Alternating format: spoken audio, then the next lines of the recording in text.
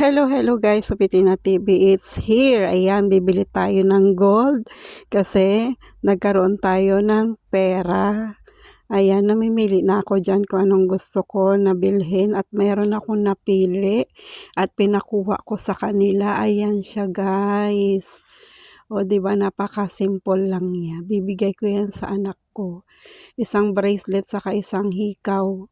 Ayan, inaano niya na, chine-check niya na at nire-resibuhan niya na. O diba, paminsan-minsan bumili tayo ng gold kasi investment din yan guys. Pag pumunta ng Pilipinas ay pwede rin maisanla kapag gipitang time. O diba? Ngayon gusto ko na ng mga ganyan, yung pagbili ng gold kasi habang tumatagal, tumataas ang presyo ng gold guys. Kaya kung sa abroad kayo, yan ang invest nyo. Kasi mahal yan sa Pilipinas. Pati yung mga friend ko, bumibili din. Yun lang guys. Bye-bye!